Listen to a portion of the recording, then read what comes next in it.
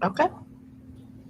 Okay, so today we're going to talk about mental health awareness. Everyone knows that May is Mental Health Awareness Month, and everyone understands what mental health is, should understand what mental health is. Some people don't. And a lot of times we don't recognize the importance of mental health until it's too late. So today our roundtable discussion will be focusing on the awareness of mental health, bringing people more aware of mental health, what signs to look for, what some of us have experienced, and how we can grow and how we need to have more of these talks to improve our own mental health and our community. So I want to first, if we can go around, everybody want to introduce themselves and kind of say what mental health, how you are affected by mental health, or how you got started in the mental health field. For me, I'm Amber. Well, we're not. Some of us not in the mental health field. Okay. For those who are in the mental health field, We can just share why we're here. share why we're here. I'm Amber Morgan. I have a bachelor's and a master's degree in behavior analysis, and my experience is in the mental health field. I got started working with individuals with mental health and mental retardation issues, and it brought more awareness to my own mental health than I could ever imagine. I'm working with people with disabilities is very challenging and rewarding at the same time, and I learned a lot from that. Far as me getting started with mental health, that's where it started. Me pursuing my degree, and then I became more aware of the importance of mental health and how it affects everybody. Because mental health is a very broad term. That's, that's how I really got started with mental Thank you for sharing. All right. Happy Saturday, everyone. I am author Tashonda Robinson. I've written a children's book in honor of my son's life. Mental health is very prevalent for me because I would say 2 years ago, I lost my son to an overdose of fentanyl. And it started at a very, very young age.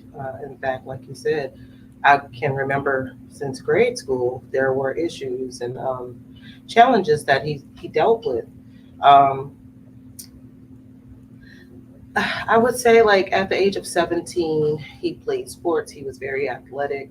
He hurt himself, he hurt his ankle.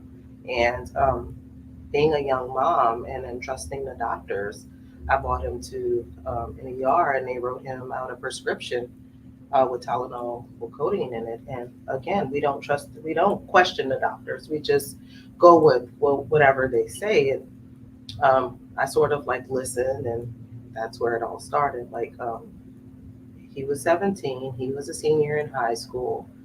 His athletic career had ended at that point because, of course, he had broke his ankle and he was affected, extremely affected at that time.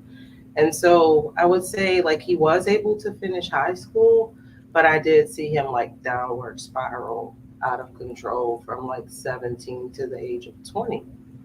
And at that point, like he did finish high school. He never wanted to do, well, he felt like college was not for everyone. So he did trades. So he was able to take the trade to become a welder, and then he took a trade to become a barber. And the last trade that he did take was to be a truck driver. So at that point, he had to like challenge himself to get himself clean. But like from I would say 17 to 21, I saw him self medicate and use those pills and like mix it with alcohol and then marijuana. So just a lot of self medicating versus doing the work that he should have done within. And I will say that he did get himself together ultimately at the end of his life, but he bought two Percocets just wanting to hang out after not doing it for so long, and they were laced. He took one and he passed away. So mental health is very prevalent for me because I want to save our youth.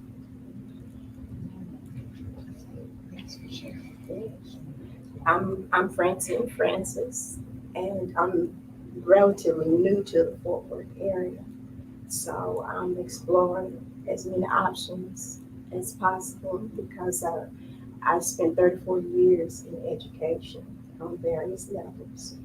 And I'm always concerned about what happens to our African American children. we don't have the financial resources to send our children to get the help that they need. And once you get a certain age and get out of high school, then all of the resources that the public school systems bring to mental health, they're they're beyond you. And so I'm always looking for answers to what can we say, what can we do, what are the signs that we should look for in order to send our young people in the right direction. Because we have to know more than just give, give, give. We have to be sure that we're giving the right attention to, or basically the right mental prescription for whatever the issue is. And there's so much out there. So I'm here to listen and learn. I'm a lifelong learner, and I'm here to listen and learn. I'm Jeanette Mobley. I'm a leadership development coach and trauma coach. And so I've been called into this place because, first of all, I've been in ministry for over 30 years. And so for me, I've always had a heart for women and healing. And so it all started with me when I went through something traumatic that really triggered other things. And so then I began to realize that I had rejection from the womb when my dad didn't want me. And so after that, I just began to just really hone in and study those things. I got a master's in professional development with the background of just having that whole psychology thing going on.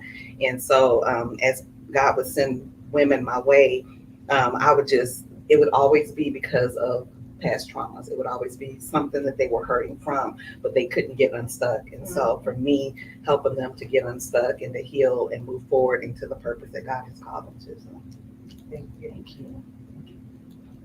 So my name is Ashley Simmons. I am a licensed professional counselor, associate.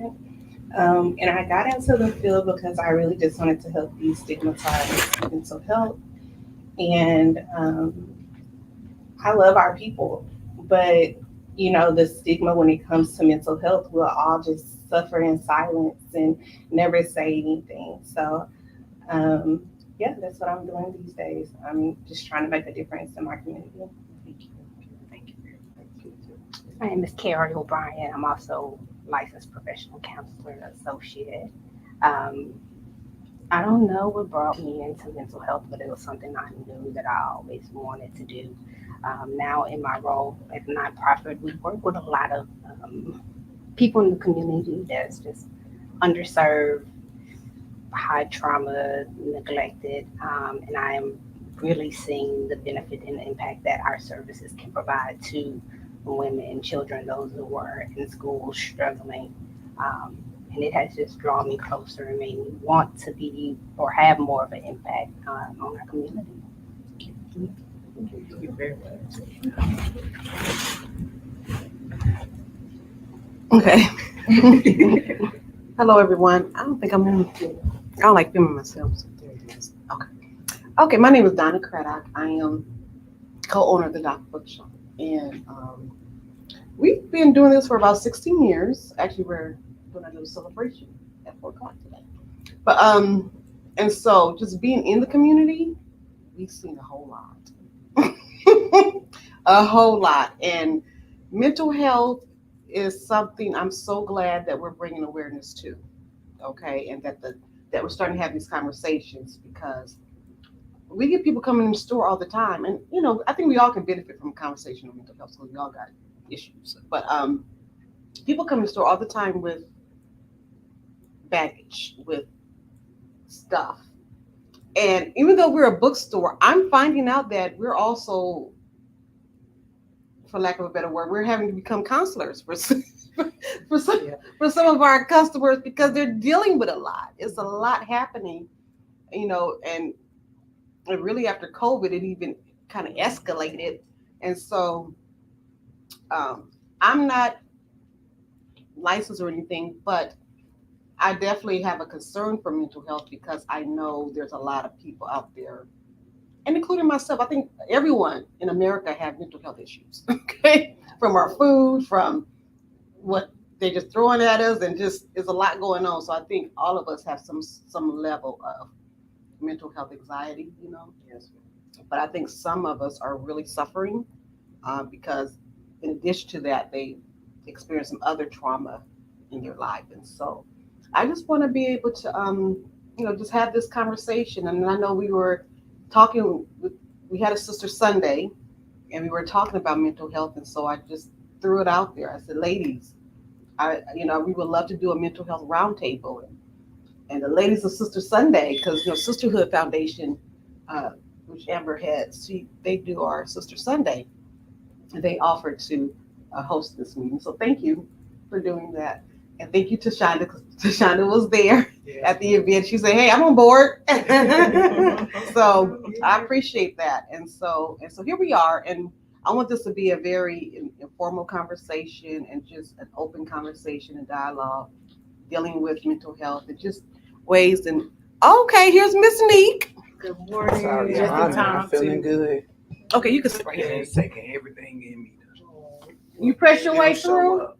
Well, thank you. Thank you, so I apologize because Well- the biggest commitment is showing up. Well, we You're appreciate here. you being here.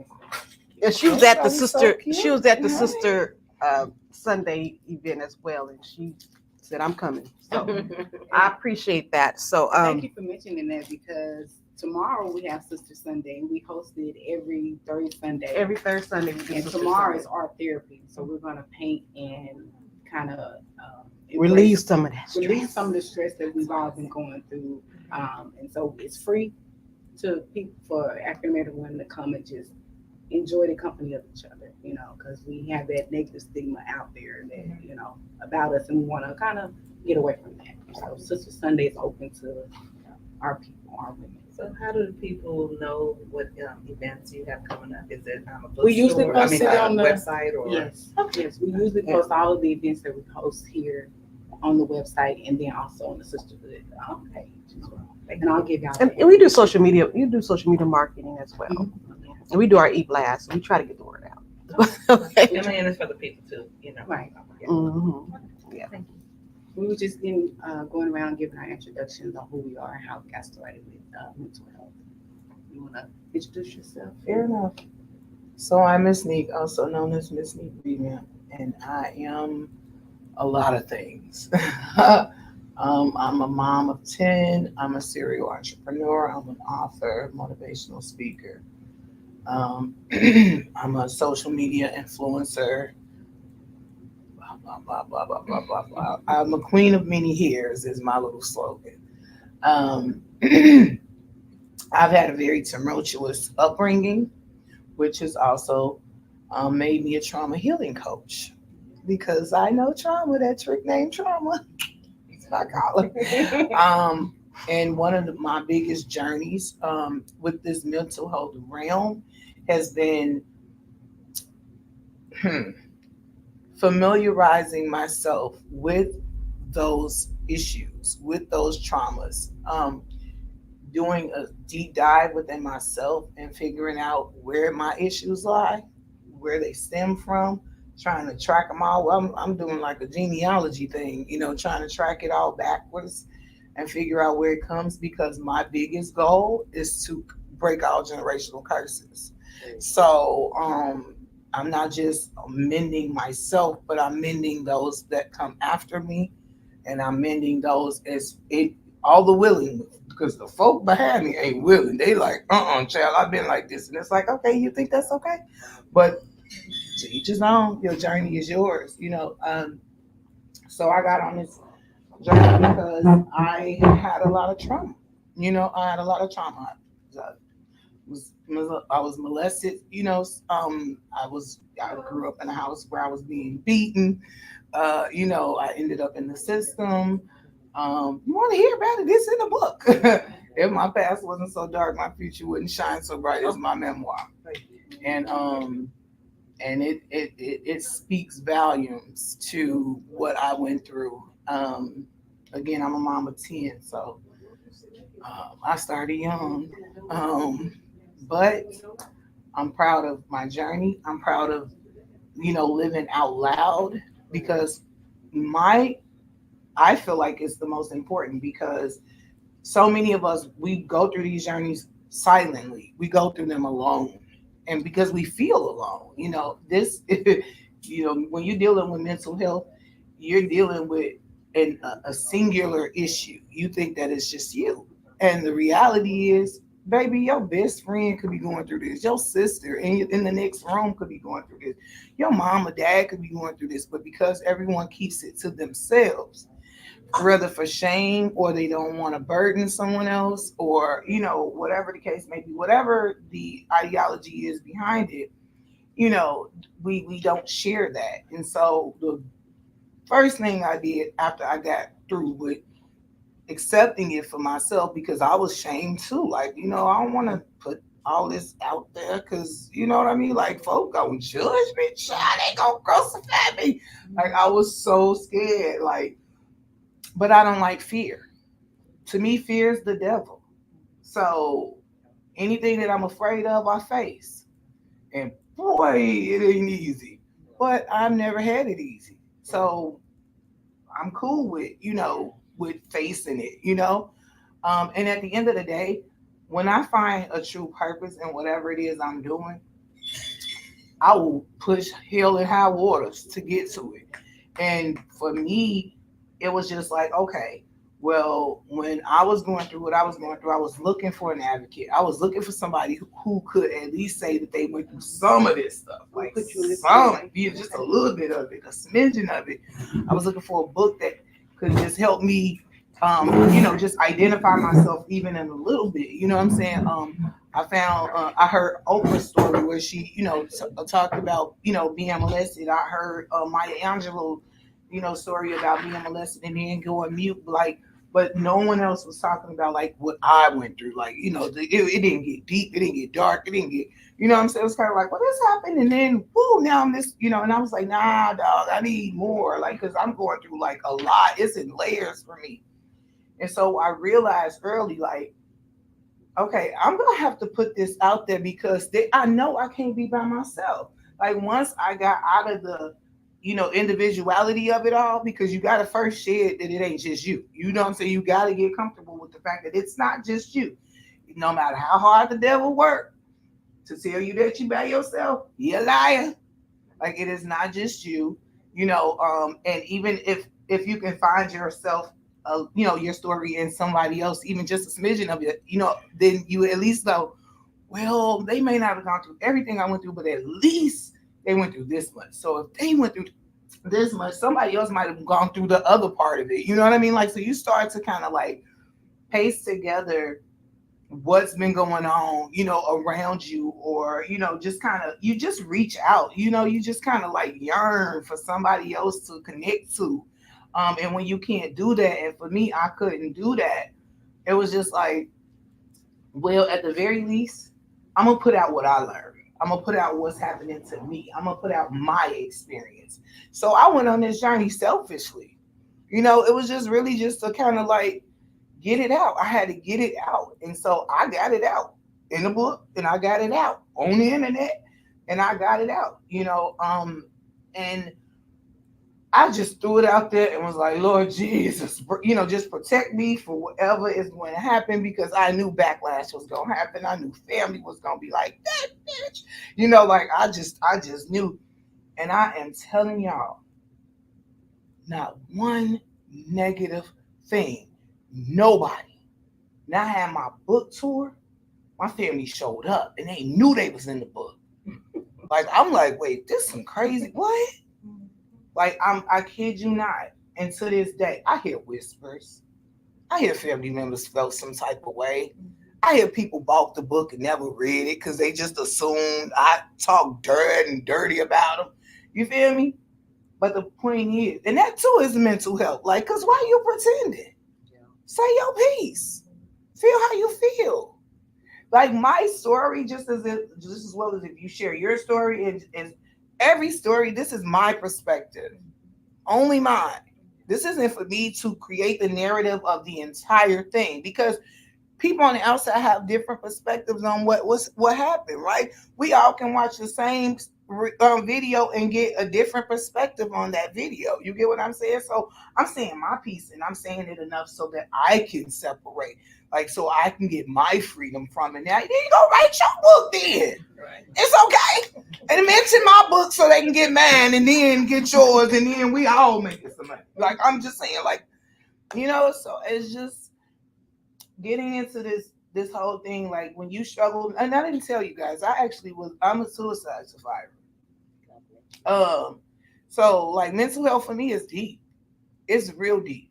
And having 10 children, I see it in my kids, and I just be like, oh my God, please. So, so I'm hypersensitive, and I've always been a very hypersensitive, hyper diligent parent. Like, if I see it, I'm like, okay, come here, let me talk. So I have an open door policy. Literally, my door is open all day long. The only time it's closed is when I'm changing or when I'm going to sleep. Other than that, but they don't think that means that I'm asleep, because they keep calling and texting, and they be upstairs, and I be like, but nonetheless, like, it's one of those things where I'm like, I don't ever want you to feel like you don't have somebody to talk to. I'm a strong parent, but at the end of the day, you can come to me and talk to me about anything and everything, because I would much rather you get the right knowledge from me and get it from, Lord, y'all know what these kids be telling each other. I'd be like, please come talk to me about it. It's going to be all right. I'll sit here and have a whole conversation with all y'all. It don't matter. So, yeah. Sorry, Thank you for sharing. I'm long-winded, y'all. Y'all got to cut me off. Yeah, a lot of just a little bit about mental health, and then we'll get started. Well, I'm Toya, everybody. And what you say? Mental health, Talk like, about mental health. yeah, we'll talk about mental health and what it means to you. Well, mental health, what it means to me, I mean, you have to manage your mental health, and you have to make sure that you have your mind on track, because it's gonna lead your day. It's gonna lead everything, because it affects what you think about, affects your emotions, it affects your habits. It just affects how you treat yourself and treat other people. So I think that we don't sometimes take the time to get ourselves together or invest in ourselves, and we are so, like, especially women, we worry about our kids, our friends, our men, and everybody else. We don't take the time to sit back and worry about ourselves, take care of ourselves, because if you don't take care of yourself, you really can't take care of other people. So it's so important that we do that, and we sometimes just have to take a step back and just restart. So it's very important. I'm just looking forward to hearing what you guys say. Thank you very much for sharing that. Thank you very much for sharing that. Before we delve into questions, I want to clarify mental health for everybody. It is the state of one's mental well-being, how you are emotionally, psychologically, your social well-being is all tied into that word mental health. And I know you two probably see more how the community is really affected by it, with the lack of resources and how people really financially can't afford to get the services that they truly need. And then on top of that, as far as for me, I know when I was pursuing my master's degree, I really got I really was affected by how not paying attention to your well-being will affect everything. If you don't pay attention to yourself, you won't be able to be there for anybody or help anybody. And I thought, since I'm pursuing my master's degree, I don't need any help. I'm helping others. I got it all. Oh no. I was surely awakened very soon. My stress levels were so high, and I had so much anxiety and so much trauma from past experiences with people, going to school on my high horse, thinking I know it all. And I passed out, I fainted, and it's like, I woke up. I literally woke up, I was in the hospital, my teeth was messed up, my family just told me, like, really thought it was the end. And it was all brought on by myself. because I'm taking all this on, thinking that I don't need help. And that's one thing that we have to get out of. It's okay to be hurt. It's okay to experience some type of whatever trauma you experience. It may not even be for you. It may be for the next person. But it's very important that you pay attention to it. And so one of the questions that I want to start out with is, how in your daily life do you make others aware of the importance of mental health? Because a lot of times when we interact with people and people come our way, we don't always respond to them where they are. We respond to them where we think they are. So in your roles and what you do in your daily life, how do you practice making others aware of the importance of it? Because I say that because I've had people who literally told me, "Hey, stop. You got too much going on. You trying to do this, you trying to do that, you trying to do this, and what about you? When are you gonna have time for you? When are you gonna have time for your mental state? Because if you don't have time for your mental state, who gonna take care of your kids? Who gonna take care of your dogs, your man, everybody else? Who's gonna do that?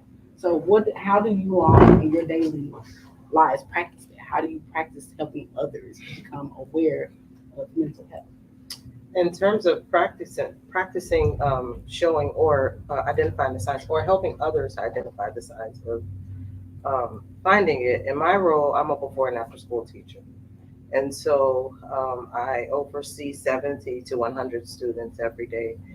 I've done it for 15 years, but I want to speak to the role of myself first because 4 years ago, I lost my husband. And so 2 years later, I lost my oldest son. I would say maybe a week later, after losing my oldest son, I had to have a major surgery, which took me out of work for 2 months. And so during that time, I had to find something to supplement the income because, of course, I didn't have my husband's income at that time. And they had to rule out suicide for my son because it was an overdose of fentanyl. And so I had to like do Uber and find ways to supplement or just do whatever I can to survive. And like while doing Uber, I was hearing voices saying to just drive into traffic. And so, like you said, like we want to take care of all of these different people, but if our cup is empty, how can we fill someone else's cup if we're working from an empty cup? And so, challenging myself before I can help someone else, I had to help myself. I would say that just prayer, a whole lot of prayer, a whole lot of prayer. And like those positive friends, those friends that check in on, your friends. Like I had two people that were outside of my family because I am as well, not from Texas. I came here shortly after my husband passed away. And so I didn't have a big community of family or just anyone to like help me at that time. And so prayer, I would say I had two people that were there for me. They would check in and do things like that, but just like a whole lot of prayer, a whole lot of water, just I'm stuck right now because that's how I felt at that time. That's right. But like a prayer and believing that this too shall pass. And like it was so easy for me to drive into traffic, but I'm so happy that I didn't because Me too. You here? yeah, I'm here and I do know that my story will help someone. So thank you. Can you tell me the question again? The question, how do you practice making others aware of mental health in your daily life? Well, my experience with mental health, I have like two very close family members that experience like mental breakdown. Yeah. So I'm very familiar with how people who have like mental illnesses and have went through a lot of trauma and stuff like that, how they act and kind of behave. So if I see something that mimics that in the people around me or my friends or even my personal experience, if I see like something that how I was acting in a friend or something like that, I kind of it triggers me and I kind of go for, okay, how can I be compassionate to this person but also get a point get the point across that it's very important that they kind of stop and reevaluate what's going on. And because I don't want them to go there, because I've seen it. I've seen the progression of people, thinking that they're okay, and then they having a cycle of like anxiety, depression, and stuff like that, and then it turned into something totally different. So basically, what I would tell them is things that I do for myself, like I take a step back, I'll get off social media, I'll fast and pray, I'll get around some people that are supportive, just, take some time to rest, because I think that we try to take care of everything like the physical, and we don't really feel like the spirit and the mind, we don't take time, because just like your body and like your car, your clothes, it has to be cleansed, but we don't think about like our minds and our spirits. It needs to be cleansed too. It needs to be refreshed. It needs to be regenerated. So I just give them advice on what I do, and to make sure that they know that they're aware that we have to take time to renew ourselves inside and out. I appreciate that. And we can pass on questions too. Okay. If you don't feel like comfortable answering the question, I don't want people to feel obligated. I'm glad to hear you say that. Yeah, you don't have to. I don't want you to be first. Oh, I got to answer. No, not like that. But for me, I've spent all my life in the church, and I have a very serious prayer life and word life. And so when I find myself in certain situations where some people reach for this or reach for that, I'm going to reach for some quiet time with the Lord, and I'm going to go to the Word, and it works for me because I have a trained mind. That's what I've trained my mind for. So it works for me. And one of my concerns is that people have been turned off some by church. Oh, yeah. That they don't,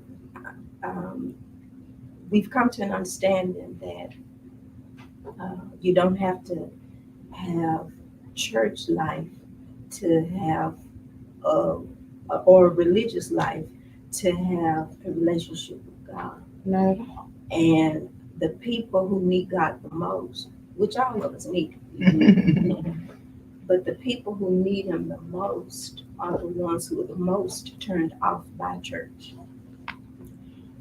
And so, as a churchman, I found, because I'm I'm a baby boomer. I was born in '59. So church was what helped us do everything that we needed to do spiritually, emotionally, mentally, all the whole 9 yards as African American people. It was everything to us.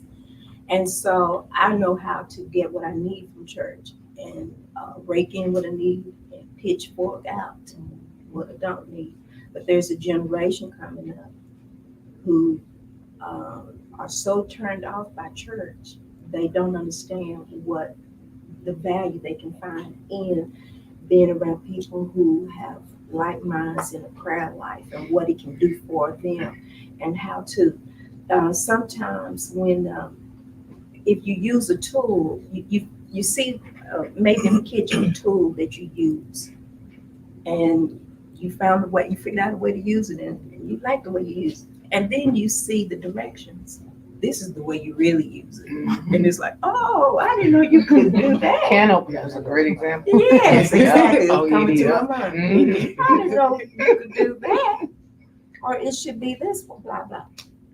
So my point is that I don't have experiences like you do, but what I do understand is that it takes people like you to speak the language to other people who need what you have. And people who are getting started, they don't have the words. They don't even know they don't know what questions to ask. That's right.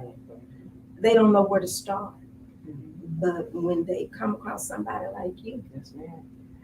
and they know they don't have to have the right It ain't gotta be words, perfect. and it doesn't, they can just say 2 or 3 things and you got it. Now you might not want to hear this part, and I'm gonna quit on your site. But yesterday, when they had the big news story, Jasmine Crockett said what she said. All of us got it. Exactly. Of course we did. All of us got it. Of course we did. But the chairman, he didn't get it because he doesn't speak the language. Exactly. And he was like, what? And they had to go over there and interpret it for him. But Raskin got it. He understood because you have to be around us to know The dialect. the dialect. And somebody, if you have to care enough for somebody to sit down with you and say, okay, this is, and explain it to you, teach it to you, and help you understand it. And so that's what I want to. I want to sit, listen, understand. Now I talk a lot. It may not seem like that, but I'm listening. Okay, for me, I think that I help them be aware of who they are. And like she said, I always tell my clients to go back where you came from because it's important to know your history. And so when you can know your history, then you can know where you are, where you're going, and how to assess, those triggers, how to look at those things. And so most of the time I'll tell them, hey, set emotional goals. Because when somebody comes for you or certain situations happen, how are you going to respond or are you going to react? And so if you set those emotional goals, then now you can respond versus react. And so the other thing is telling them to create safe people. Because a lot of times we think that the people that have been our friends, that have been, our family members, we think that those are the people that are safe people, but they're not necessarily safe for us.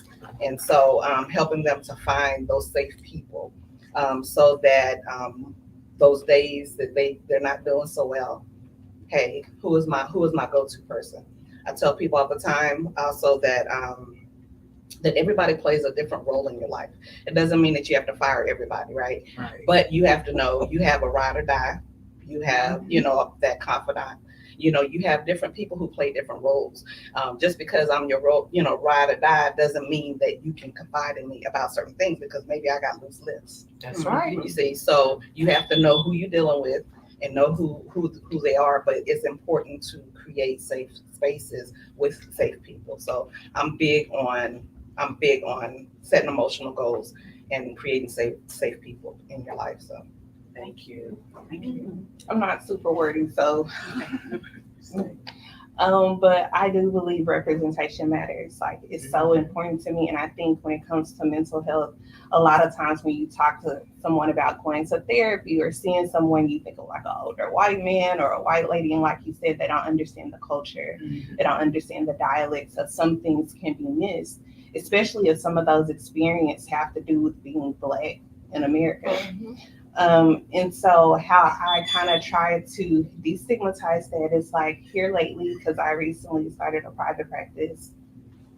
Yes,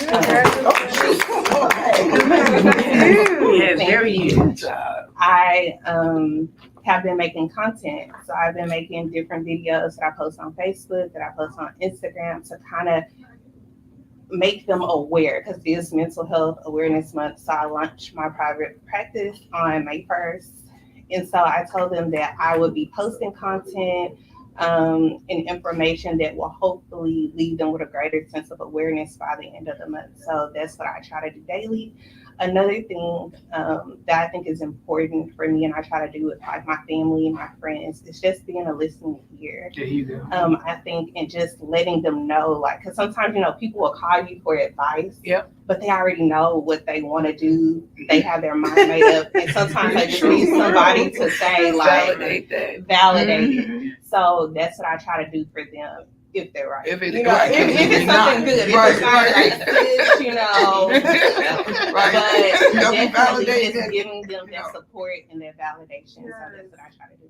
Good job. And their representation goes a long way. Representation is everything. It starts there. I'm not going to talk to somebody that don't look like me. If I feel like we can't be on common ground, then what's the point? Like I may go into your office and 10 minutes into the conversation, I'm like, okay, this you're not feeling me. Yeah. You're not feeling me. I'm sorry, let me shut up. Okay, go ahead. I'm sorry. Oh, you don't talk. I don't really talk, but you said something that made me think about it. It's true. But yes, so representation does matter because this is how I met Carrie up in a nonprofit. But working with like young teenage Black boys, you know, they did not want to come in. Their mama was like making them come in. So when they saw me, it kind of like relieved them a little bit. And I would let them know, like, hey, I know your mama have you coming. You don't really want to come. So just kind of tell me what you think or what you perceive about what therapy is, what it looks like. And so we would just kind of go over like what they expected it to be. And I would tell them like really what it is and what they can expect. And so they may not have wanted to work with someone else, but because they felt comfortable and I think accepted, That's right. like you were saying, Absolutely. and seen and understood, you know, it just made a world of difference. So And if you were a therapist, male and Black, yeah, that would have tore down every other wall. for sure. Like, I mean, it really does matter. I have 10 kids, but 9 of them are boys. So when I say I know the male species, baby, Yeah. I know the males. I'm probably part man. I'm giving birth to so many. I think I'm part man now. Oh, you are. But no, Pretty much mimicking a lot of what you all already said, but in everyday, especially at work, it's more so about awareness, asking the right questions. I like to start each session with just assessing. Really, Where I'm talking about. oh Lord, no.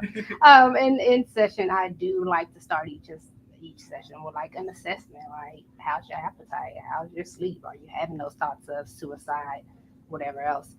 With Black women specifically, I like to measure what is your mental fortitude, like how likely are you to be able to bounce back if something happens, because in reality we have to bounce back. So that's my 2 seconds. Yeah.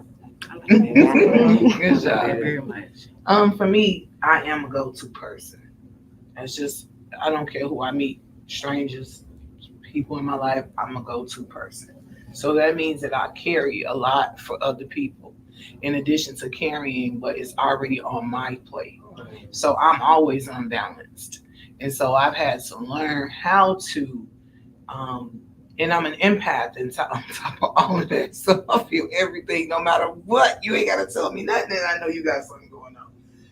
And so I've had to learn. It's been a hard journey, but I've had to learn to take what she shares with me and let it go. Like, and not hold it. You know what I'm saying? I need to take it, assess it, supply whatever she's needing, and then let it go. Don't carry it with me because I already don't have room, and so that's been the hardest thing because I care about everybody. I care about everybody. I care about everybody.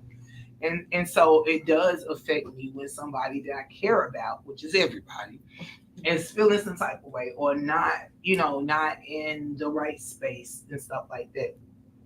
A lot of times I send random text messages, because I'm so busy. I promise to God, I'd be like, why you talk to that person in 2 months? Like, and I do a lot of travel with speaking engagements and, just doing social media stuff. So I don't always have a check-in. I used to think I had a community, but I don't think I ever had. I mean, realistically, I'm on another journey now. So, I mourned, I went through 3 months of mourning the living. You understand what I'm saying? And so I've walked away from that mourning refreshed. I've been cleansed, and now I'm walking anew. And those people are no longer. I choose to not partake. Okay, because low vibration, or just simply putting me first, which is something I've never done. I've been taking care of kids since I was 8 years old. I ain't had no baby at 8, but I had other people kids at 8. You understand what I'm saying? And so I've literally been taught to care for everybody more than I care for myself. I've been taught that. Since 8 years old, I was taking care of somebody else's kid. So I was taught to care for others, and no one taught me how to care for myself. So here I am, 44 years old, and I'm just learning how to like really care for myself. And I thought caring for myself was, going to, treat myself to getting my hair done, or having some time to get my nails done, or just you know, I created Miss Neek, who she was her own separate entity because Monique was taking care of everybody. Mm. So I literally had to create an alter ego just to have time for myself. Writing my book was something Miss Neek did. You understand what I'm saying? It was something that Monique needed to do to get it out of me. But then when it came time and that book was published, she took on a whole nother identity. You know what I'm saying? So when it came to like the tours and it came to like, going to speak to groups and all of that was all Miss Neek because Monique was at home taking care of the kids, the husband, being a daughter, a best friend, doing all of the things that she does. So I got to escape from my everyday by creating an alter ego. And I'm gonna tell you something. It's some of the best thing I would encourage anybody. I want to encourage your healing holistically. But we got to be clear about this.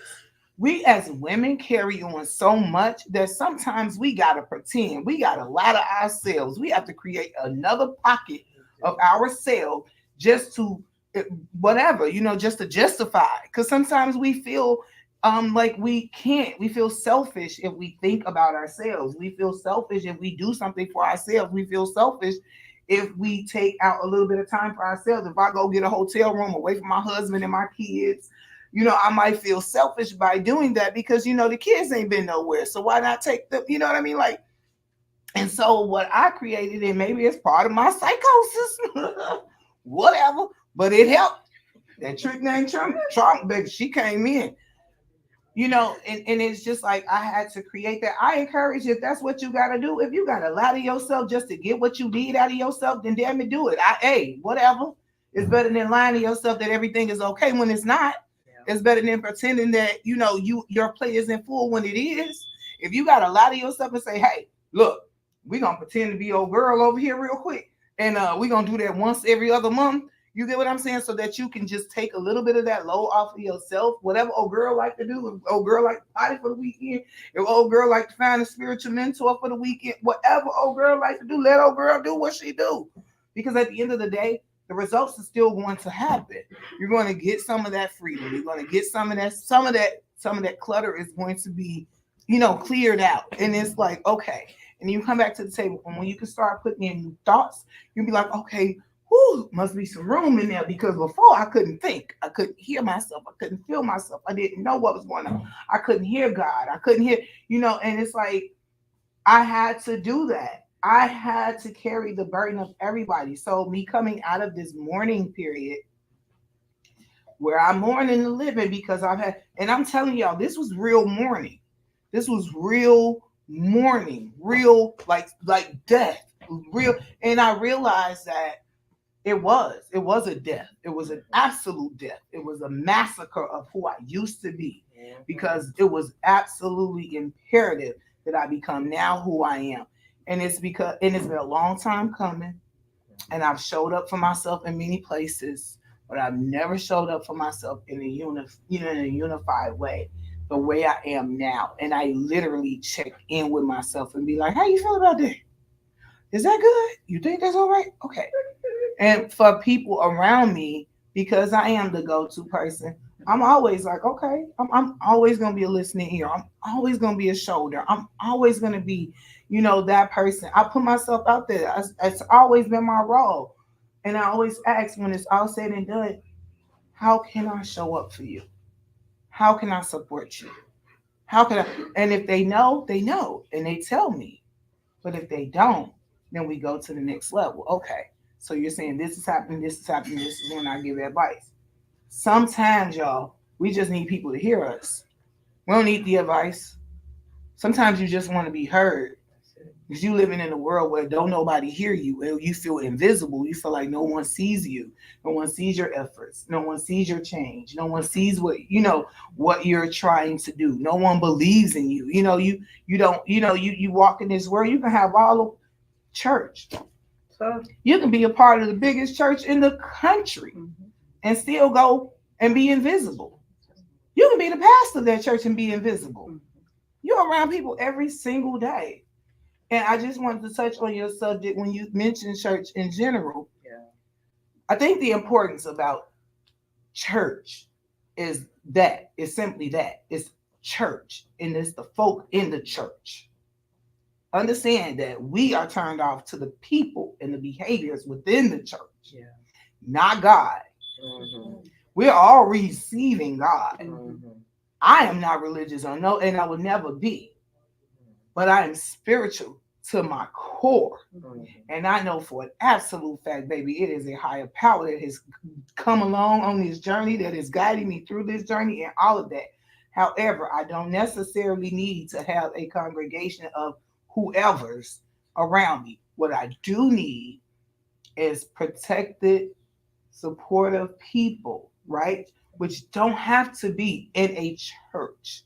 You can have your own church by having your therapist or having your best friend or having, that's what we do. That's how we connect. You do want to be around like-minded people. And I'm here today, even though I don't feel good, because I need the energy of other people. I desire that. And as a spiritually connected person, I desire new energies all the time because I be depleted. And so you are absolutely right. We have to have those connections with other people. We have to have those connections with like-minded people. We got to have that wave and that flow of those energies that come in and out of us, that feeds us, and that we can get those negative positives from. But it doesn't have to be in a structured environment like a church. I can get that hanging out with the cool friends. Yeah, that's true. It's support. It's what it's about. It's support. And it's having that support. And I think you are correct. A lot of people are turned off to church, but not God. And I know we have to separate that.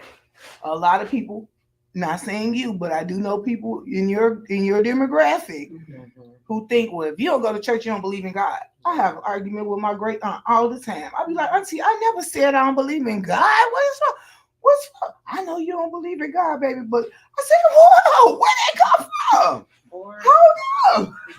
Or they shun you away because That of how part. you look, or That's all the of the part. different things that you're like. If I'm coming to the church and I'm not dressed right, it's probably because I don't know. They say come and as I you need are. guidance, and it's supposed to be a come as you are. But That's when right. you get there, you're frowned upon, And so that's it makes it why rough. people And are that's turned what's off. shunning the younger. Because my son as well, he's like, Mama, I don't want to go to church. I have church within me. We're Yeah, all that's God true. in the manner.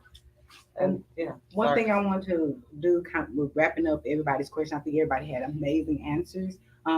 Ways that I practice 3 things. One number thing is no judgment. I don't judge anybody that comes my way because I don't know what that person has been through, and I don't want anybody judging me because we all have the free will to do as we please, whether it's right or whether it's wrong. We have that free will to do so.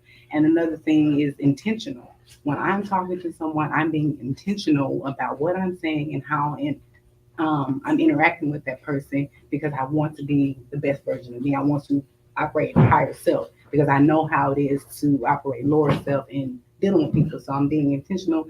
And then the third thing is being accepting help. When you get along this journey and you start to feeling better, you start to thinking that you don't need people, and we need people. We were created with people. God created us in abundance. That's right. As community. And you two ladies specifically being counselors, I commend you. Hats off to you. And I appreciate that you said representation because when I first had to see a counselor, I was livid. I was very upset because I'm like, how did I get to this point where I need a counselor? But we forever need a counselor. God is our counselor. He's the number one counselor. Absolutely. And so I understand that representation go a long way. I'm gonna share this quick story. When I had to go speak to a counselor, it was an African American woman. And I was very upset at the situation. I was very emotional. And this woman, amazing, no judgment. She's like, you don't scare me. She There you said, go. you need this. You Mhm. not me. When you ready to talk, I will let you talk. And I was very appreciative of that because although I was mean and I was emotional, she listened. She was there. She showed up and she did her job. And I appreciate y'all for doing that because this is a very touchy and very deep subject that our community suffer the most from. And I think part of it is some people, the religious and spiritual battle. If someone wants to go to church, hooray. If someone don't want to go to church, hooray. It's their free will to do so. I grew up in a church. I was turned off by the church. I'm turned on by the church. It's a back and forth spiritual battle Yes. because It's a you personal want, one. as you seeking truth along this journey, you can be deceived Mm-hmm. easily in the church or out of the church. And so I say that when along our daily journey, if we just continue to strive to practice being aware about mental health and sharing the stories. Everybody had amazing answers, and I love how you all are paying attention to it and know that you can't truly help somebody in their mental health journey or their journey if you don't help yourself, if you don't look into what you're doing and how your behavior affects the next person. With the next question, and we don't have to go in a particular order. If you don't want to go first, I'm fine with that. We can go whoever wants to express that. What in the African American community, amongst African American women, what is what do you feel personally we need to do to ensure we are intentional about helping our African American people? What does it mean to you specifically? How are you specific? What do we need to do to be intentional about helping you? You help me, I help you, or you help her, next person. How? I understand the question. Okay. I'll answer first. First and foremost, I just walk through life open. I just walk through open. I just open. People come to me randomly. It could be a good morning. It turns into a whole. Now I know your life story. I mean, people are drawn to me. I'm a magnet. And so I just I'm very intentional with not cutting people off. I'm not always in a good mood, and I'm not always friendly. But if somebody come to me, because I'm so tapped in, I pay attention and I realize that God sent that person to me. So I need to pay attention. You know what I'm saying? I may not want to, I might not feel like it. I might be in a hurry or something like that. And I'll just take my time and listen because you never know. Like I know for an absolute fact, personal experience, that something as simple as a good morning can save somebody's life.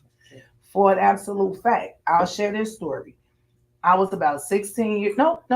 I was about 14, 15 years old. Walking down the street. I shared this when I did my thing. And I'm walking down the street and I'm headed to the corner store. Like, it's like a little, like a little convenience store in the middle of the street.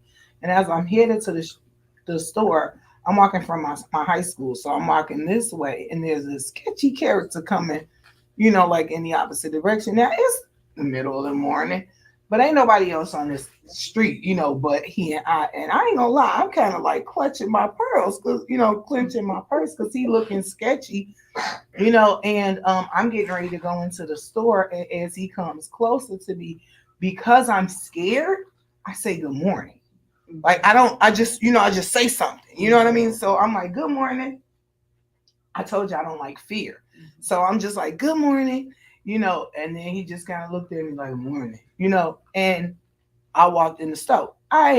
Heart pumping.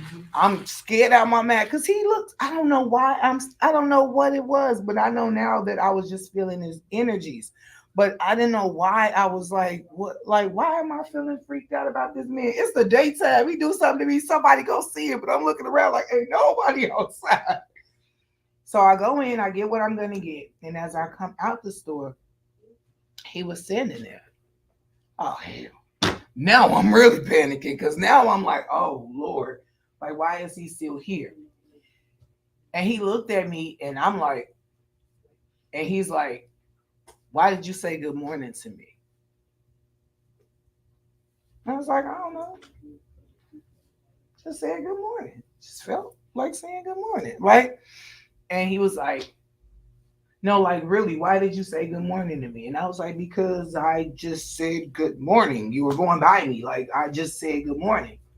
And he told me, he was like, thank you for saying good morning. I said, what do you mean? He was like, because you saw me. He said, you saw me. And I was like, yeah. Okay. Yeah, I'm 14. I'm like, what the hell? This dude, like, now I'm really like, this dude about to be like cuckoo or something. And he was like, you saw me. And I'm like, yeah, I saw you. And he was like, I was coming to this store to get what I was gonna get. And I was going back to my room. And I was gonna kill myself. He was like, because I keep walking around and it seemed like don't nobody see me. And you saw me. When I tell y'all that makes me emotional even now, I understood it at 14, 15, but now at 47 years old, it just, it's like every time I relive that situation, it sits in me deeper and deeper and deeper because now I have had my own survival of suicide. Now I've had my own battles with mental illness. Now I've had my own struggles in life. And every time I think about that not even 5-minute interaction, listen. I know that we got a lot we carry. I know we carry a lot. We are VIPs of our life. We are important people. We do a million things. But sometimes, y'all, we can get a break from our lives just engaging in somebody else's. Just choosing to tap into somebody else's. Take a break from yours and be like, hey girl, how you doing today? How you feeling today? How life treating you today? Hey brother, how you feel today? You understand what I'm saying? And not walking around like, on autopilot. Just be intentional about paying attention to what's happening around you. Whether it be the homeless guy on the sidewalk or, the I don't know, meth head. I don't got nothing people in my neighborhood, but wherever you are, like, just be intentional. Pay attention to the environment that you're in. I notice in Texas, don't nobody look in your car. I be in everybody's car. I be like, what they doing? I can't help it. I'm nosy. I'm just very intentional with how I spread my energy because, like, you don't know who you gonna come across, and there are hundreds of millions of people in this world, but we came in contact with these specific people for a reason. That's my belief. Like we all encounter these different people. You could have been, y'all came the same way, but y'all didn't meet them same people. Yeah. You get what I'm saying? So we all encounter these set of people for a specific reason.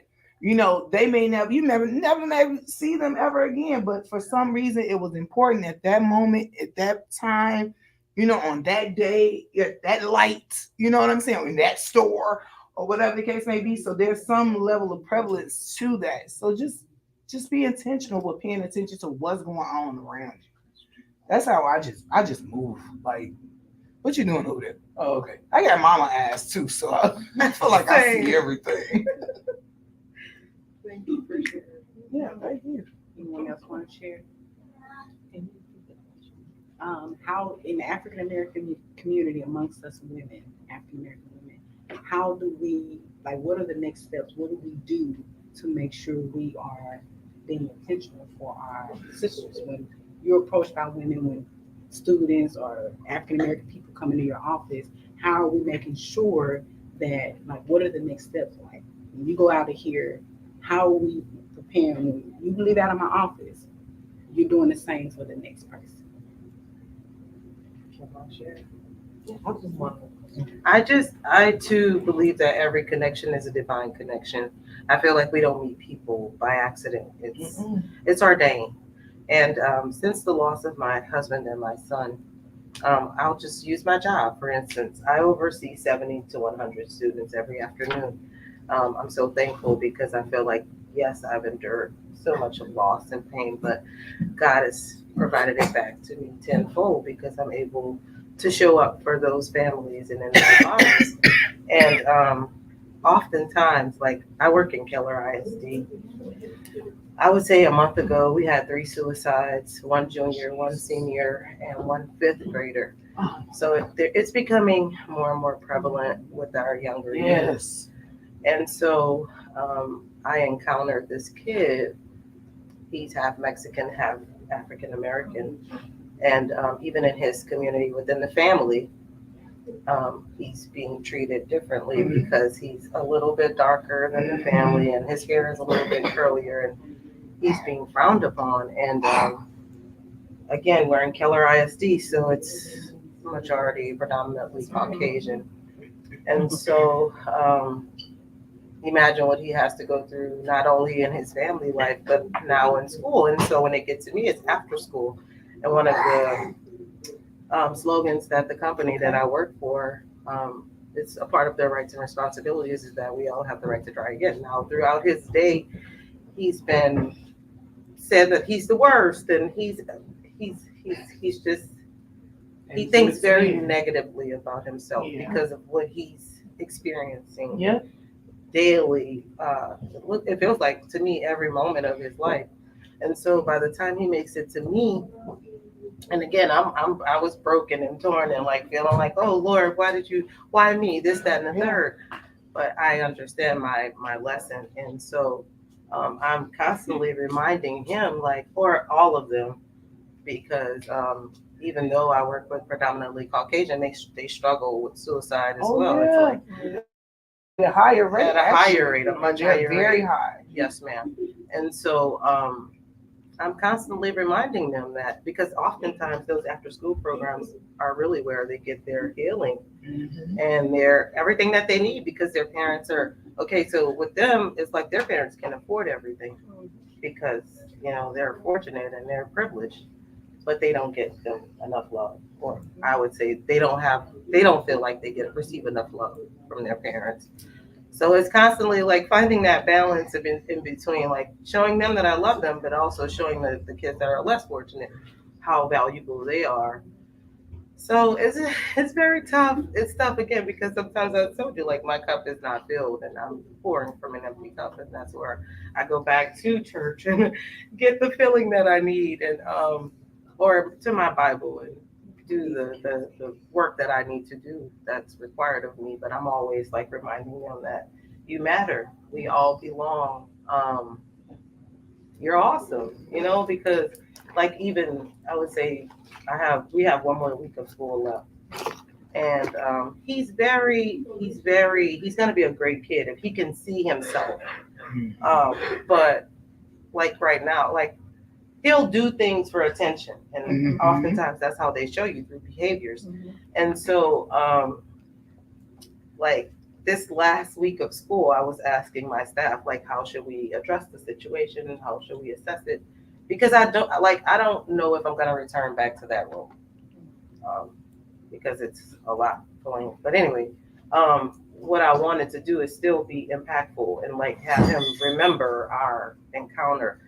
And so one of the things that I've challenged myself to do is just like for the remainder of next week, that entire week, just to do something special, write little notes to tell him how great he is. Because when his mom and I, had the conversation to like speak to his behaviors and how he felt about himself, she broke down because she felt like she didn't have the support that she needed in terms of her family not supporting, and just like feeling like she don't know what else to do. Yeah. And so I told her, like, just buy a mirror. And if it just takes some sticky notes to just write words of affirmation, to just say, hey, you matter, you're amazing, you're beautiful, you're loved. And like, just like, try to like instill that into him. Because if you don't, it's just an ongoing fight that he'll fight. And hopefully he can win that fight. You're That's gonna my resent life those story. people for sure. I've been retired for 6 years, so I miss being around young people and being in the classroom. I speak the language, Yeah.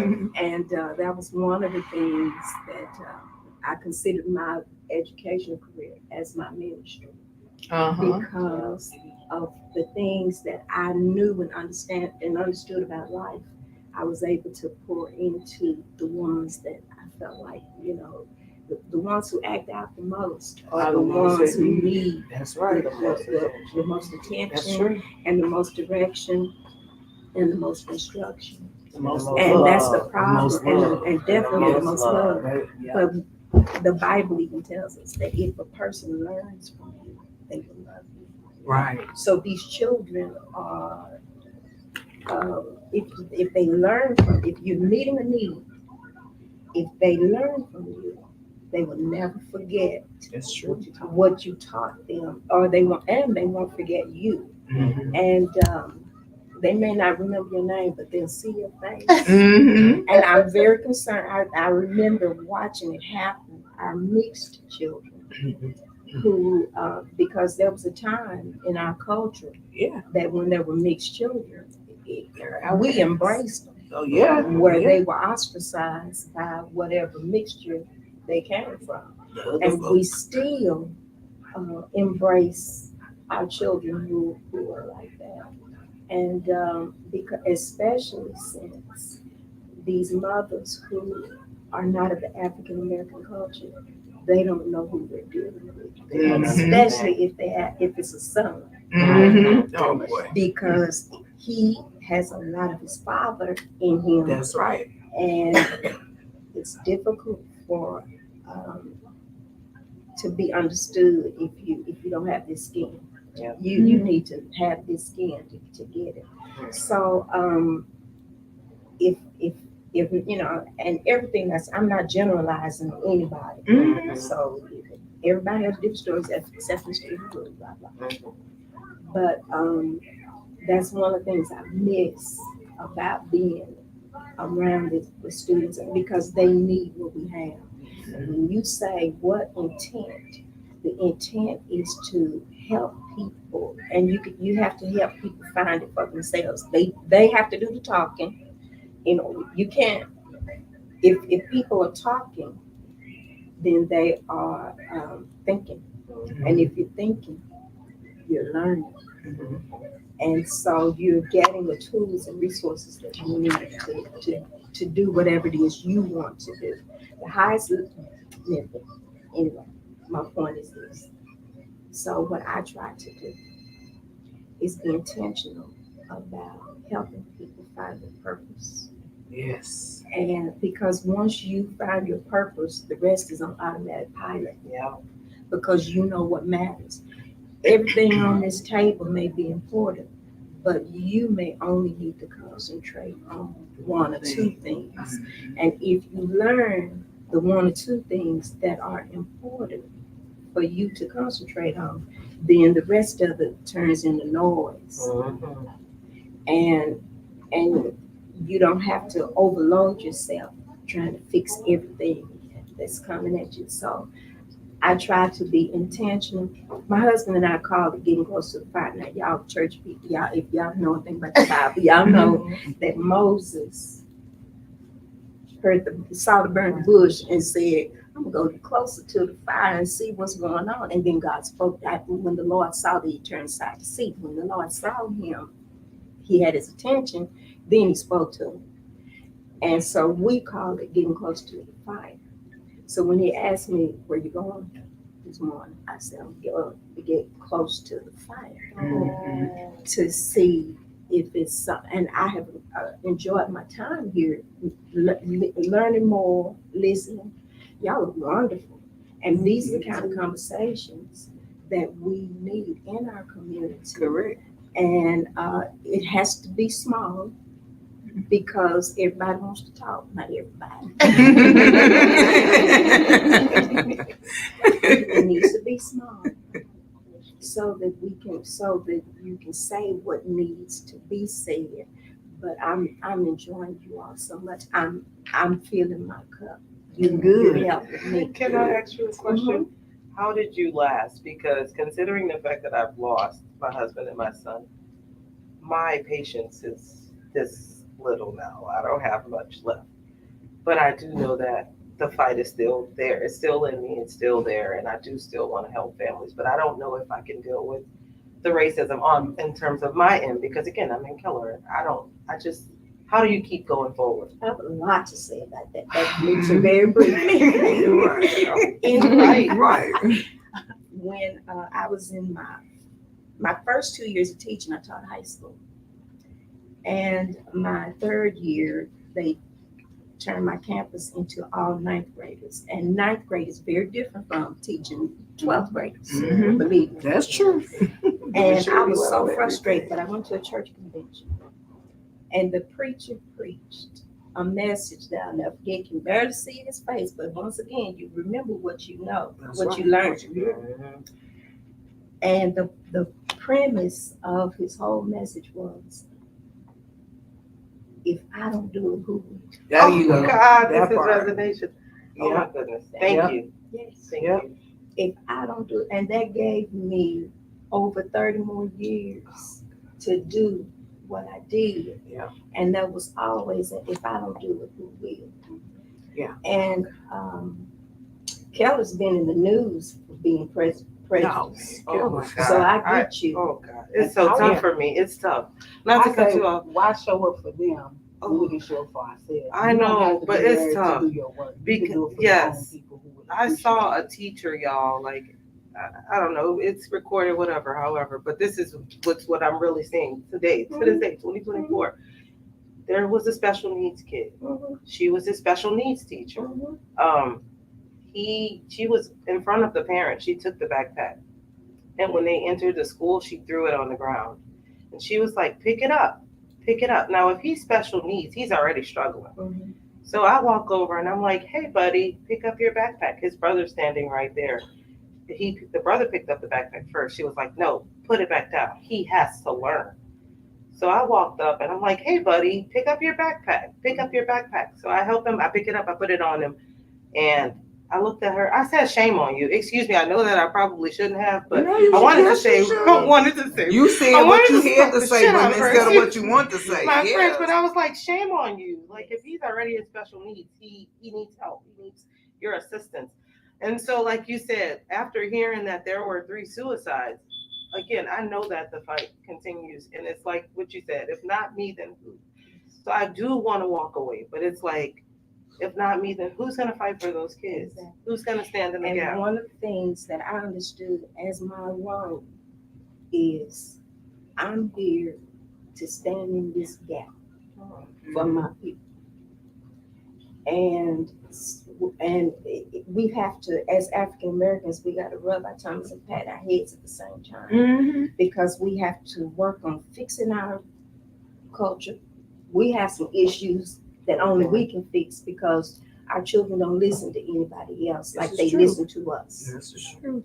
So we have to fix our culture, but we also have to force other cultures to appreciate and respect our culture.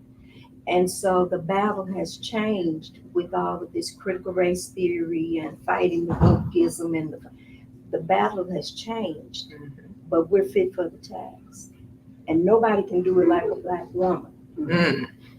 Just like nobody can change a white man like a white woman. It starts with her. It's the same. Okay. I might not be able to speak to that too thoroughly, but I can certainly speak to that. I know that's right. That because this is the way we were programmed in the slavery. And plus in Africa, the culture, if you want to teach the village, you teach the woman.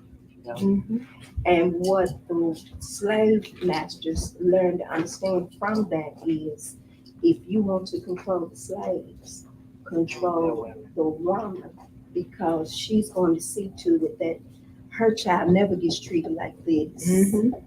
She's going to see to it that she's going to do what she can to protect her child from this punishment, protect her man from this punishment, protect her whoever, protect them. So that's why we're fit for the task. We can do it. We need to prepare ourselves, educate ourselves, know when to step in, know when to step back, know what we're listening to. And you and I can talk more about that later. But oh, when you make a difference, you know that if you're not there, then a vacuum has been created. So when you might discover that if you try to walk away for your own personal reasons, then you're going to sink deeper into something else because you may not know the value that it's given to you as you're giving value to them. Thank you. Yes. Okay, I wanted to add to that. What you're doing and the work that you do speaks a lot, and it helps a lot of people. They may not appreciate you, but there are people that will, and you're uncomfortable because maybe your job is done.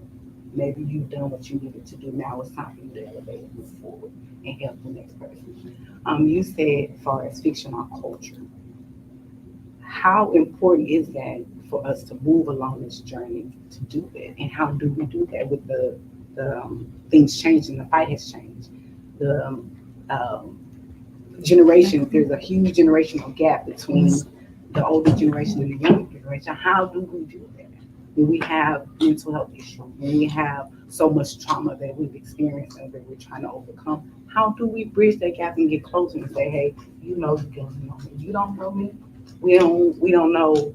We hadn't had any major interactions, but it's coming. How do I know, or how? I have to ask the question.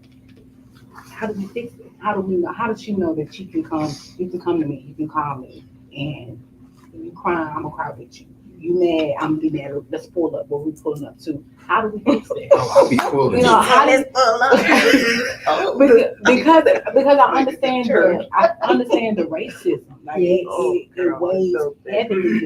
You experience that day in and day out. So I can, a lot of times we are in positions where we are the only African American in our environment. So how can we fix it if we are isolated from it? If that makes sense. If they know you're looking, it makes a difference. It does. You have to be looking. And if they know you care, it makes a difference. I used to work in a nursing home before I got educated and blah, blah. And I was a nurse's aide. Oh, boy. And the people who got the best service were the ones whose families come Who's check always on come them. in. Yep, that's facts. And if your family doesn't come and check on you, then your subject get treated any kind of way. Now I don't know if it's still the same way. Oh, it's the because that's same been- way. Okay, so and it's the same way in And it's sad. schools. If parents go and check on their kids properly, not Right. go in, acting up with head bonnets on and whatever, pajamas and fluffy shoes.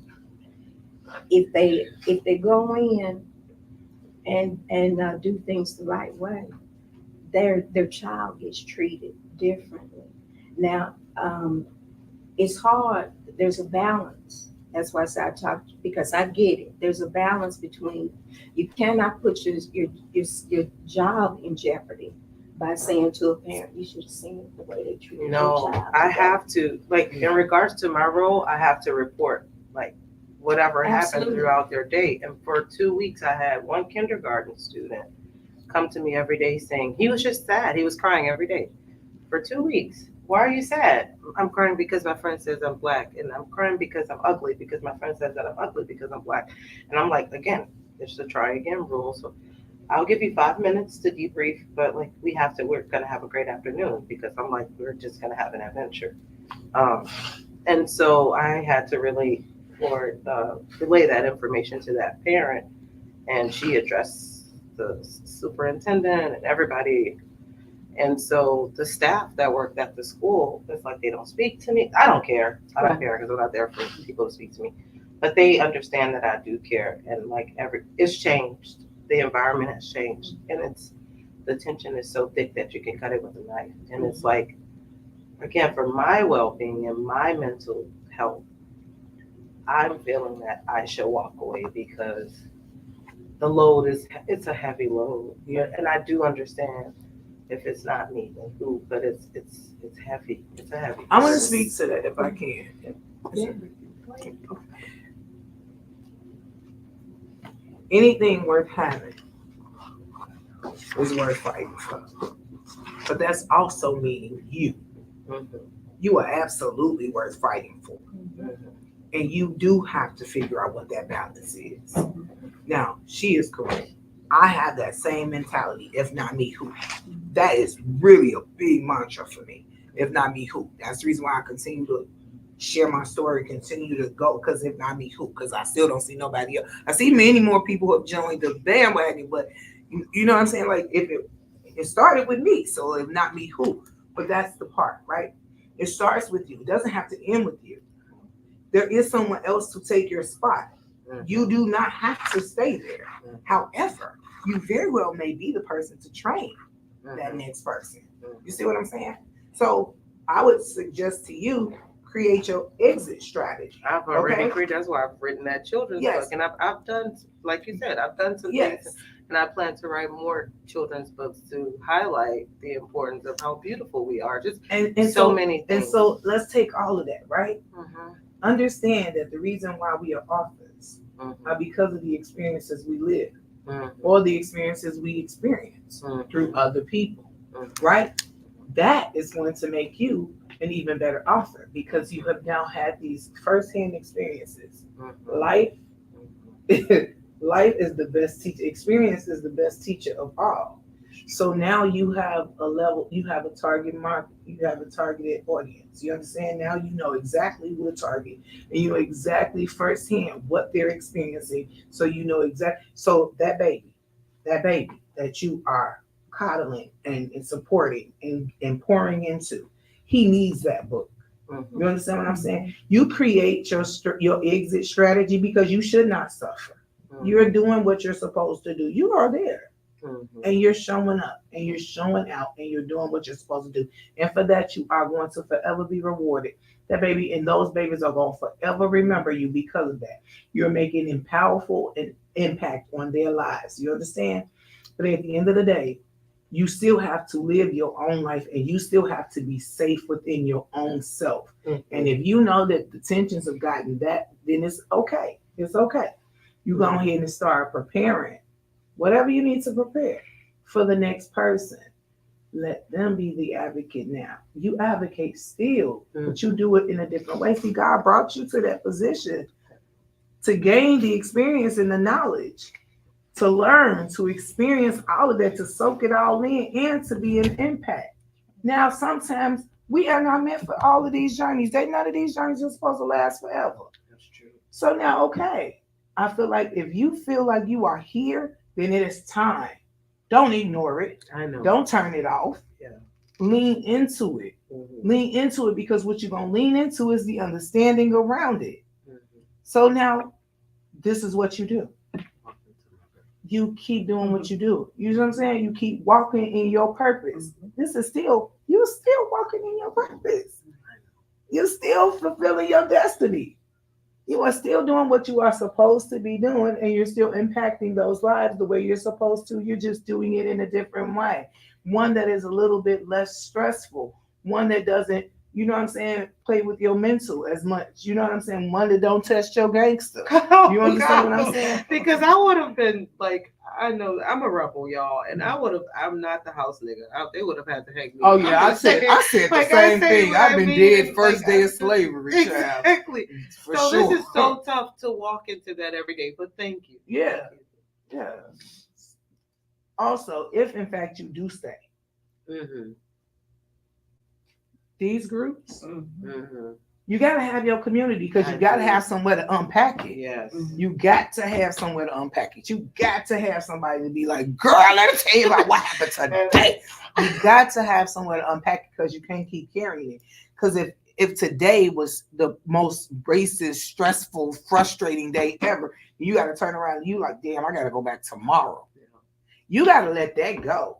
Because how you going to show up tomorrow like a angry Right. Black woman. Yeah. You understand what I'm saying? So you know, if you know that this is something that you still need to be doing at least for a little bit, or because you have created an exit strategy and that isn't something that you can just put your notice in and leave immediately, then you need to be able to still have this cohesiveness, this outlet that will allow you to just let it go. Girl, scream if you got to, cuss if you got to, throw stuff if you have to, but so that you can show up tomorrow and endure it again. You get what I'm saying? And that's what I think in our community we don't realize. I feel like in our community we have gotten so comfortable with competition that we're not being there and being those capable beings for each other. They want us. Come on now, divide and conquer is a real thing. That's how America has been taken over.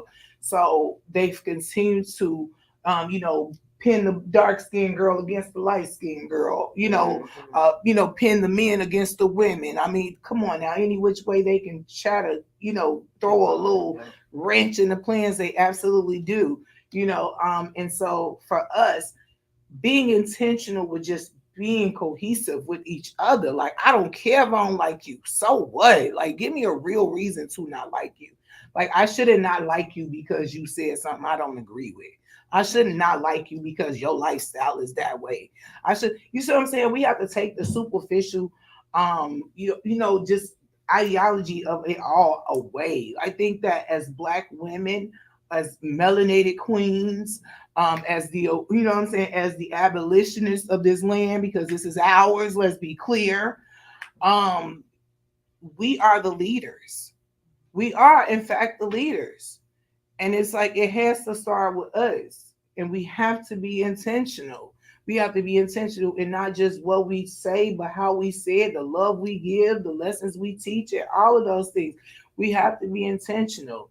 And I think that it starts with one. It starts with me saying, "Hey, what's going on, sister?" And finding a like-mindedness within it. We all are linked one way or the other. We both like French fries. We might not have nothing else in common, but we both like French fries. So, girl, let's bond over them French fries. Yeah. You know what I'm saying? Like, I think that if we're being intentional, that means that we're being deliberate. That means that we're going out of our way to find something that connects us, because there's a whole lot of stuff that can disconnect us.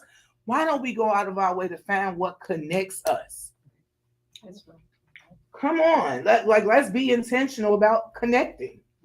And one question, I think we got one more question and then kind of wrap it up. Okay.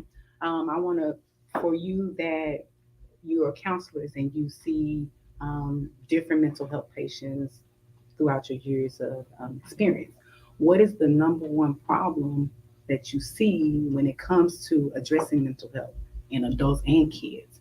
And I ask that because in my field of study with behavior analysis, a lot of people's environment from their childhood is carried on with them. What is the number one reason you see that these people that you service come in with? I think the biggest overarching issue is intergenerational issues. So, in our culture, we would call it generational curses. So, like you said, things that your grandma went through in her childhood, her kids went through, you went through, and now your kids are going through the same thing. So, a lot of these issues aren't new. They're in families, and how they've been dealt with is passed down as well. So I think that's the biggest thing, is just finding new and better ways to deal with these issues as they come up, and realizing with awareness. That's why, like at my previous job, we did a lot of psychoeducation. So it was a lot of teaching people about different things that you experience. You may not have known what it was called or how it affected you and what you can do about it. So I think a lot of that comes with teaching people new ways and better ways to deal with the issues that they're facing. I think that's perfect. Yeah. And will you do that? Will you offer that same style of? Will you adopt that teaching style or offer that in your private practice? I definitely will, because I love that. I think it's so impactful. We worked with a lot of people who were there by way of like CPS, and it was like required for them to come in and take the classes. Yeah. And we just taught them about trauma, and we talked to them about self-regulation and the different things that they can do to kind of put a stop to some of the things that they were experiencing. And we did parenting classes, and it just was very impactful because you can't act on things you don't know. It's true. And so just informing them of these different things, I think it was just very helpful and really like hopefully change the trajectory of like their family dynamics. Right. So, and do you think that we could do things to prevent them from even going to CPS? Because it's sad that they have to receive the services because of CPS. How can we get to the point to where I know I'm having issues in my personal life, and I need to see a counselor? When a person gets to that point and they know the resources are not always readily available for us. So how do we do that and to prevent having a CPS case or anxiety attack or passing out, whatever the case? How do we prevent getting to that point to where I need to come to your office, I need to receive your services? I think for me, the biggest thing I see is just that stigma. This is not the norm for Black families to go to therapy. Like, you know, I see these memes all the time that it's like a kid, like, let's say Generation Z. Oh, yeah. They'll be like, you know, Mom, I'm depressed. And she'll be like, go in there and depress them dishes.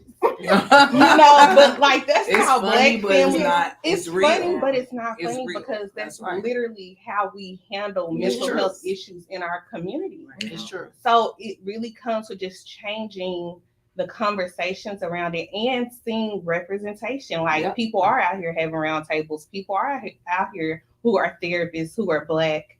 And I think just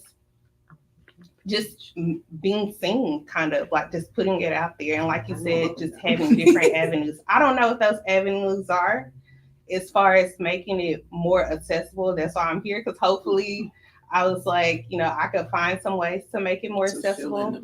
Yeah, that was going to be my question. How do small circles like this get people like you to show up? I'm definitely gonna reach out to you because she has the Go ahead. sister. Uh-oh. no. The non-speaker is definitely speaking. gonna The reach out to non-speaker you. is speaking. Let her speak. Let her. Well, I was going to say with our organization, we do offer free counseling services for children, especially in Fort Worth, ISD, Tarrant County, up until the age of 17, and then anybody in Texas who have experienced any type of trauma. Sorry, this is being recorded. I was going to give y'all a little weigh in, but anyway. we can turn it away. Yeah, but for the most part, we do receive service now. There's not a lot of Black people there, so I'll tell you that. But you can at least get the education component, or at least introduce your family to receiving the services. To build on top of what Ashley was saying, we see that a lot, that people come in and they just don't understand how their attachment, how their relationships with their families or their parents show up in their own relationships with other people. We see that every day. I think the biggest thing for me, again, is education, psychoeducation. Would you be open to speaking on that, or? Yes. Okay. Yeah. Because like I said, we do Sister Sunday, and we try to think of ways that we could address issues within the African American community, especially amongst women. And I think that's a very good topic to talk about and kind of let people know what you all do and the resources that are available. Because like we don't know. We don't know. And then with Black women, we feel like we have to do it all and be everything for sure. everybody. It's also just redefining to your core who you are and what you want to be, and it doesn't have to be what everybody else tells you to be. You know, I think we already come into the world living up to somebody else's expectations or narratives of ourselves instead of defining who we want to be, how we want to show up. So, Thank you for that. After such horrendous loss, I had to find out who I was again. Yes. So I'm now rediscovering all of the things that I like, and it feels so good. Yeah. It was so scary at first No, because I it lived for my husband and my kids and my blah blah blah blah blah. And now it's like I'm living for me, and it's like, oh, you like this? So this is We so on it's the just like same journey. I hear discovering you. a whole new world. Yeah. It's like a whole new world. Exactly. No, I sing that And every it now and feels then. good, and then I It does. don't have to live up to nobody's expectations. And I am me, and Yeah. I Set the tone. what do I like? I didn't know that. I was just used to cooking for a family of Mhm. five, shopping for a family of five, and now like I have a set of twins. They're 22, but they're like, we don't want that, Mama. Like, why are you cooking? I had to relearn and retrain myself to like just focus on me. It felt so different. Yeah. I would just have a Sam's card. I'm just in Sam's shopping for what? Like Right. I'm cooking. Like it feels good. So Yeah. thank you for sharing. No, I get it. And then I think too that I don't know about you actually, but for us it's like an internal battle because you know your culture, what you were raised on, and then you learn so many Mhm. other things. So Yeah. it's always a battle of how do I show up? What do I want to be? Well, we really appreciate you all showing up, all of y'all. I've learned a lot just hearing y'all stories and talking to y'all, and I think that we're in the right direction and we're headed in the right direction by having this and showing up and being intentional. I like to add. Don't shut up. no, go ahead. You know I'm long with it. No, I want you ladies to continue to talk. But before we close out, I want to go over my book. So go ahead Okay. and share yours. So, when you were speaking, both you guys, when you guys were speaking about, especially the memes, you said that for May, you've been doing mental health posts on Instagram and Facebook. I would encourage you to get on TikTok and do it too. Yeah. I'm a social media manager, so we can talk later. That is literally the way to reach this generation and any generation at this point. So, and being an influencer myself, I understand my power and my impact on other people.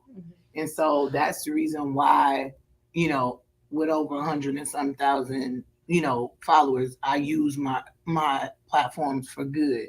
So it's very important. I have a segment called, and excuse my language, Miss Lady. These kids got me fucked up. Okay. And another segment called I Can't Make This Up. Okay. And people gravitate to them. Why? Because it's real, it's honest, it's raw. And I just have a comical delivery, but it's true. I'm telling the truth. And that part, when I'm talking about these kids got me, there was one segment I did on sibling rivalry. That's so real. It's so deep. And the way I know when I had it, and I'm the oldest, and I still have sibling rivalry, and I saw it much like, that generational trauma that you see. Everybody's responding the way they were responded to. No one is taking a step back and looking at this and saying that wasn't right. That should have been handled better. And then going a foot further and actually changing it. One thing I learned, y'all, through all this trauma I had to deal with. One thing I learned when I started having my own children, I moved in and lived on my own. I've been on my own a long time. Was that these men,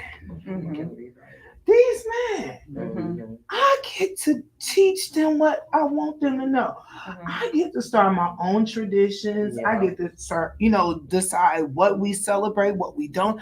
I get this man. Yeah. That was the biggest epiphany I ever had. Like, oh crap, it's all that.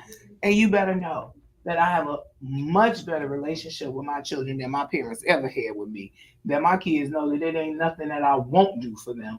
That they understand that I have true unconditional love, and that it doesn't matter that you've done something that pisses me off or makes me feel like you don't represent our family. I don't turn on and turn off. You get what I'm saying? I'm going to yell at you, cuss you out, and I'm still going to tell you I love you when I'm through, because you got to know that what you did wasn't right. But it doesn't mean that all of a sudden I don't love you. You get what I'm saying? So my kids, one of them especially, they've always had a voice. I grew up where you already know, like, you what you mean? You ain't got no nerves, like we were literally invalidated. Like you did not matter. And I don't care what you talking about. You know what I mean? Like it doesn't matter what you gotta say. Stay out of grown folks' business. Oh, you being grown just because I'm trying to share my opinion. You said I did something. I'm just simply trying to clarify that. Or you talking back? Like so. It was just like constantly being beaten down, for one thing or another, just being a child in an existence. It was like that's what it felt like. Dang, just existing. Like if you ain't just shut up and do, and so I hated that. I hated it. And I made sure that I don't care what's going on. My kids will never have that experience. And they never have had that experience. One child thought he started talking at 6 months, so I knew he was going to be a problem. Yeah, he thinks it's a debate to this day, but he's an adult now, so I don't care. And so, but that's how comfortable my kids have always been with just being able to come and have a voice. Just know that you have a voice. Yep, you did that. You about to get in trouble for it, but I'm gonna listen to you. I'm gonna listen to you. You still finna get grounded. You still about to go. You know what I mean? Like this. But I'm going to listen to you. I'm going to hear you. I'm going to make sure you understand that I hear you. And then we're going to move forward because you still grounded for a week. And yeah. But I make sure that I don't just punish them, but that I explain to them what the punishment is. Even if I know they know what they did, it doesn't matter. I'm clarifying those things because I don't ever want it to be misconstrued. And now that I have adult children, I have 3 sets of kids. The 2 sets are grown. Yeah. Oh, well, anyway, so now I got all these grown kids. I listen to them. How we get together and they talk about. I can hear them talking to you. Remember when Mama did this? Remember when you know what I'm saying? And I listened to them, and I heard my most dramatic son say, remember when Mama threw me down the stairs? And I was like. They'll get you in trouble. Now, when I do that, like, because this kid, anytime he got a whooping, let me tell you, before he can get hit, he already then launched himself somewhere, right? So I'm like this, and he already threw himself trying to avoid the hit. So this one time, he was by the stairs, and he cussed at me. I went to swing on him. He launched down the stairs. I said, God got your little ass. I ain't even trying to get you. But don't tell nobody I threw you down the stairs like that. That's not right. And then his brothers and everybody was just laughing at him, was like, you fell down them stairs. Like, don't even, like, right. But it's cool because I would much, I know that wasn't what happened. And we all know that wasn't what happened. So we could laugh about that. When I sit around my family, we don't have conversations like that. You know what I'm saying? Because, and we've literally never laughed about punishment because that punishment was brutal. So like, you know what I'm saying? It ain't no conversations about that, right? We don't even have discussions about it, and so when they always ragging on each other. So, you hear them talking back and forth about, you hear them talk about how much they harass each other more than, remember when we was trying to fight, Mama came up there and was about to tear us all up. I'm like, you damn right, because, ain't no sibling rivalry here. What I do for you, I do for him, I do for her. Period. There is no favors. I have one daughter. And all the boys swear she the favorite. I said, that's not fair. She's the only one. How's she the favorite? I said, but she's the oldest. And I said, if y'all think she's the favorite, just mimic her behavior then. Because when do I ever go to the school for her? When do I ever get called? Who? When? When? What fight has she ever had? What bad grades have she ever gotten? You get what I'm saying? Like, you're mad, you're saying she the favorite because she the only one, but in fact, she is the one setting the tone for y'all, but y'all not paying attention. And so I have literally no issues. None. No problems with her. None. And y'all said, sorry, she's the favorite. Well, guess what? When you get good grades and you get your own job, yes, Mama gonna bag you a car. Yes, I'm gonna do it. Yes, because I want to reward you for doing amazing things. and I want y'all to see me rewarding her for doing amazing things, so you can then say, I want to do amazing things too. But now y'all want to throw tantrums and have fits and I wanted to say one more thing about why what we do is important. Because our and my parents, I lost my dad in 15, lost my mother last year in 23. She was 90 years old. Oh, wow. That generation, there are lots of 90-year-olds around and it sure is. 80-year-olds. Yes, ma'am. And they have stories Yes. that are beneficial to us that are going to die when they we don't want to lose those stories. Nope. And they're beneficial to Gen Z. They don't know it now, Right. but when you think back,